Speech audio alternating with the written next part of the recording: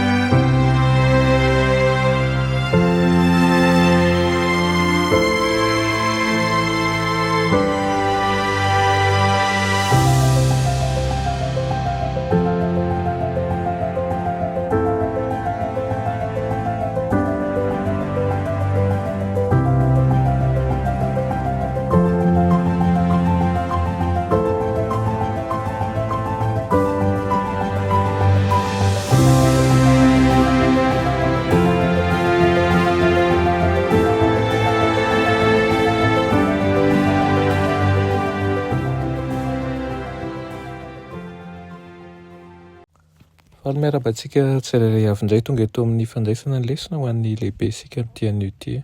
Misaotra isika mbola afaka mandray ny lesona sy ny tenin'Andriamanitra indray an'io. Irina dia hiasa ao anivon'ny fiainantsika tsirairay mandrakariva ny tenin'Andriamanitra. Alohan'ny dirantsika amin'ny lesona an'io dia hiavaka isika. Raha ny malala tsara indrindra mbola misaotra anao izay fa mbola mihainao izao fotoana izao indray ahafahanay mandika ny teninao. Angataka aminao mba nazava izany araka ny sitraponao ary koa aoka ny teninao hitondra hery ho anay tsirairay avy ka ahafahanay mitraka amin'ny ady rehetra hatrehanay. Aoka ihany koa ny teninao ampijoro anay mandrakariva amin'ny fanarananao. Amin'ny tenena rehefa voniko iainanao izay. Amin'ny anaran'i Jesosy. Amen. Teny lesona antsika androany dia manao hoe miahy ny fiarahamonina. Tsy noho ny nitorian'ny membre ny filazantsara ihany no nampitombo ny fiainana fiangonana kristianina voalohany, fa eo ihany koa ny asa sy ny fiveloman'izy ireo teo anivon'ny filazantsara.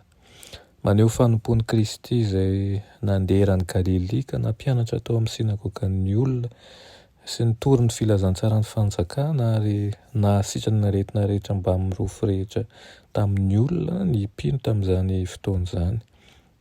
Nihevitra sy nahifantatra ny olona Jesosy dia tahaka izany ihany koa ny ataony. Izany fitiavana mandany fiangonan'ny testameta vaovao dia nanao tena sy fanoloran-tena hamaly ny filan'ny olombelona izany. Niaraka tamin'ny fizarana ny vaovao mahafaly ny filazantsara amin'ny herin'ny fanahy masina. Izany no nampisy fiantraikany teo amin'ny tontolo nandritra ny ireo taonjato voalohany izay nisian'ny fiangonana kristianina. Nanaraka ny ohatra navelan'i Kristy ireo mpino ao amin'ny testameta vaovao izay nambaran'i Petera manao hoe nohosorana tamin'ny fanahy masina sy ny hery hozy izy sady mandehandeha manao soa sy nanasitrana izay rehetra azo ny herin'ny devoly satria Andriamanitra nomba azy. Hitantsika izao amin'ny Asan'ny Apôstôly 10. Ny fiangonan'i Kristy no tenany eto an-tany ary nandritra an'ireo taonjato voalohany dia naneho ny fitiavany nahafohy ny ainy tahaka ny Kristy izy ireo ary ihany koa naneho ny fiahian'ny olombelona izay mijaly, naneho ny fiahian'ny olombelona izay ory ihany koa, izay ohatra velo ny fitiavan'i Kristy an'ireo mpino izy ireo. Ao amin'ilay fifanandrinana lehibe izay tena mangotraka eto amin'ity izao tontolo izao ity, ny devoly dia maniry ny hanimba ny endrika an'Andriamanitra eo amin'ny olombelona. Ny tanjon'ny filazantsara dia ny hamerina amin'ny laony ny endrik'Andriamanitra eo amin'ny olombelona. Voafoaka ao anatin'izany famerenana amin'ny laony izany ny fanasitranana ara-batana, fanasitranana ara-tsaina ary ny fanasitranana ara-pihetseham-po sy ara-panahy. Ao amin'ny Jaona 10:10 no anambaran'i Jesosy ny drafiny ho an'ny tsirairay avy amintsika. Manao hoe ny mpangalatra tsy avy hozy izy raha tsy hangalatra sy hamono ary handringana. Izaho hozy izy avy mba hanana ny fiainana sady hanana ny be dia be. Ireny indrindra ny hanantsika vatana salama, saina matsilo, fihetseham-po milamina ary salama ara-panahy. manana ny fahamarinany manokana zany eo anatrian'ny fiaviana izay efa nampanantenaina. Miatrika fotoan-tsarotra lehibe zao tontolo izao ny filazana mialohan'ny ho avy nataon'i Jesosy ao amin'ny Mateo 4:20 dia manambara an'ireo toe-javatra mahatsiravina eto an-tany mialohan'ny fiverenany. Rehefa mikasika antsika amin'ny fahasoavany manasitrana i Kristy dia manam-paniriana ny hikasika ny hafa ihany koa amin'ny fikasihan'i Kristy isika mba hasitrana izy ireo. Maniraka antsika ho eo amin'ny tontolo potika noho izany Jesosy amin'ny maso ivohan'i Kristy antsika mba hikasika ny hafa amin'ny fitiavana. Nampiavaka ny fivavahana kristianina tamin'ny andron'ny testameta vaovao ny fifankatiavany samy kristianina sy ny fitiavan'izy ireo ny fiarahamonina nisy azy.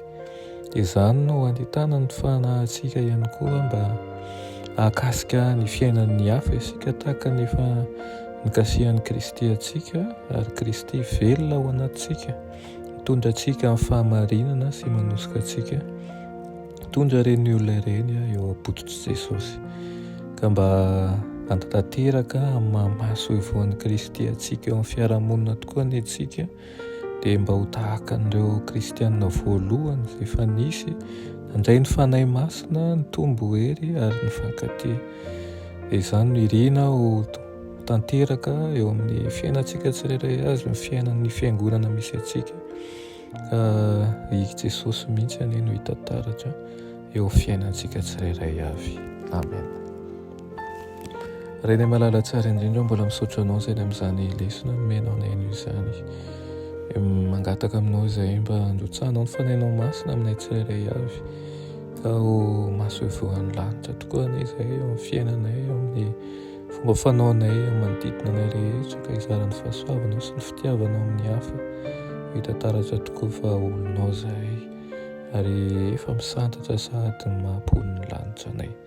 Amin'ny anaran'i Jesosy, amen.